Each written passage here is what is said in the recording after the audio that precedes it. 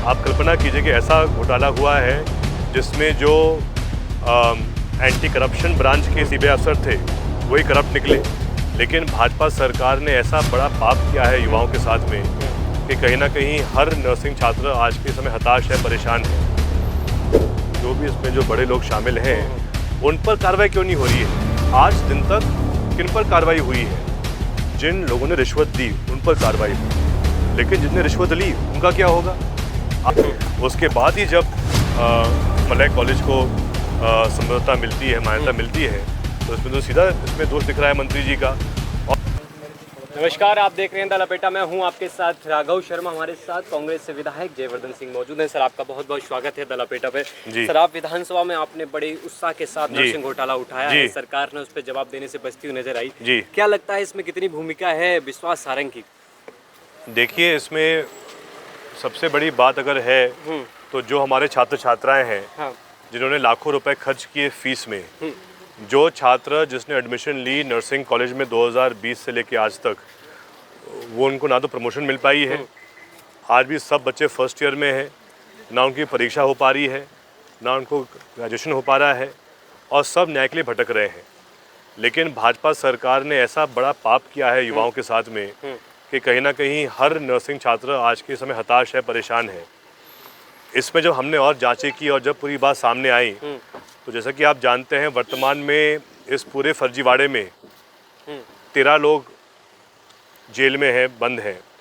उसमें से 2 लोग वो हैं जो सीबीआई के द्वारा जांच कर रहे थे इस पूरे मामले की। आप कल्पना कीजिए कि ऐसा घोटाला हुआ है जिसमें जो एंटी करप्शन ब्रांच के सीबीआई अफसर थे वही करप्ट निकले। उसके अलावा जो शेष 11 लोग हैं उनमें कुछ दलाल हैं भाजपा के, और कुछ जो कॉलेज के मालिक हैं वो भी जेल में हैं। उसमें से एक जो कॉलेज के जो 2 लोग जेल में हैं, मलय नर्सिंग कॉलेज, उसी संबंध में हमने जो मुद्दे उठाए थे विधानसभा के अंदर। 2022 दिसंबर तक मलय नर्सिंग कॉलेज अमान्य था, उसको संबद्धता नहीं मिली थी। अचानक फिर तत्कालीन मंत्री जो उस समय के थे विश्वास सारंग जी, उनके द्वारा कुलपति के साथ मीटिंग होती है 14 दिसंबर को। मीटिंग के दौरान कहा जाता है, और उसका उल्लेख भी है पत्र में जो मीटिंग के बाद जारी होता है उनके कार्यालय से, उसमें कहा जाता है कि जो भी कॉलेज ऐसे हैं जिनको संबद्धता नहीं मिली है 19, 20, 21, 22 में, उन पर कुलपति पुनः विचार करके समय सीमा में ये प्रस्तुत करें।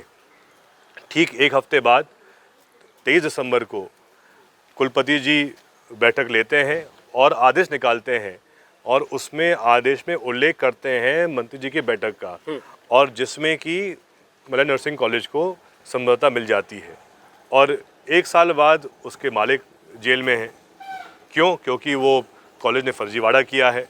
अब जब सीधा कनेक्शन मिल रहा है, जहाँ मंत्री की बैठक और फिर कुलपति जी के आदेश जिसमें वो उल्लेख कर रहे हैं मंत्री जी की बैठक के बारे में, उसके बाद ही जब मलय कॉलेज को संबद्धता मिलती है, मान्यता मिलती है, तो इसमें तो सीधा इसमें दोष दिख रहा है मंत्री जी का। और सिर्फ मलय नर्सिंग कॉलेज ही नहीं, और भी जो कॉलेजों को उस आदेश में जो अनुमति मिलती है, संबद्धता मिलती है, वो भी काफ़ी ऐसे कॉलेज हैं जिनके मालिक, या फिर जो कॉलेज आज हाई कोर्ट के आदेश अनुसार वो कॉलेज अनसूटेबल है पढ़ाई के लिए, नर्सिंग कॉलेज के लिए। तो जब इतनी स्पष्ट एक कड़ी साबित हो रही है इस पूरे घोटाले के बीच में और मंत्री जी के कार्यालय के बीच में, और जब लाखों युवाओं का भविष्य खराब हो रहा है, ऐसे हज़ारों लाखों युवा हैं मध्य प्रदेश में जिन्होंने पैसा जमा किया फीस के लिए, हॉस्टल फीस के लिए, ट्यूशन फीस के लिए, लेकिन उनको ना तो उनकी पढ़ाई हो रही है। वो लोग थाने पर भी गए हैं, एफआईआर कटवाई है कॉलेज के खिलाफ, लेकिन आज दिन तक ना तो उनको न्याय मिला है, ना उनको पैसा वापस मिला है। तो जब इतना बड़ा पाप किया है, जो भी इसमें जो बड़े लोग शामिल हैं, उन पर कार्रवाई क्यों नहीं हो रही है? आज दिन तक किन पर कार्रवाई हुई है? जिन लोगों ने रिश्वत दी उन पर कार्रवाई हुई, लेकिन जिनने रिश्वत ली उनका क्या होगा? आज भी वही कुलपति बैठे हैं कुर्सी पर जो उस समय थे जब इन फर्जी कॉलेजों को संबद्धता मिली थी, मान्यता मिली थी। आज वही मंत्री एक दूसरे विभाग में आ गए, उनको कोई नहीं वहाँ से हटा रहा। तो जब इस प्रकार से नंगा नाच हो रहा है भ्रष्टाचार का, तो ये इस पर कब रोक लगेगा? कहीं ना कहीं शायद इनमें इतना अहंकार घमंड आ गया है कि खुलेआम लूट मचाओ और जनता गुमराह होती रहेगी। हेमंत कटारे ने अभी आरोप लगाया था कि मोहन सरकार को सुधीर शर्मा चला रहे हैं, जो व्यापम के घोटाले के आरोपी हैं, वो सरकार चला रहे हैं पर्दे के पीछे। आप क्या कहेंगे इस विषय पे? हेमंत कटारे जी ने जो भी हमने जो बातें की हैं उनके बाद पूरे तथ्य भी हैं, और चाहे वो नर्सिंग कॉलेज की बात हो, चाहे फिर जो अन्य लोग ऐसे हैं जो दलाली कर रहे हैं बीच में, उनके पास तथ्य है। वर्ग 1 वर्ग 2 के लास्ट क्वेश्चन, वर्ग 1 वर्ग 2 के कुछ 50,000 खाली पद हैं 3 तक के। सरकार ने 11,000 पद निकाले हैं, 50,000 खाली और 11,000 की सर भर्ती कर रही। क्या कहेंगे? नहीं, अभी क्या भर्ती हो चुकी है क्या? नहीं, अभी तो निकाले हैं खाली। निकाले हैं तो ऐसे और भी बहुत सारे और विभाग हैं जहाँ उनने भर्ती निकाली है, परीक्षा भी करवा दी, लेकिन रिजल्ट भी आ गया, लेकिन भर्ती नहीं हो रही। दलापेटा ने एक बड़ा घोटाला उजागर किया है उसको, ऑर्गेनिक कॉटन को लेकर। आप क्या कहेंगे उस विषय पर? मैं बधाई देता हूँ दलापेटा को कि इतना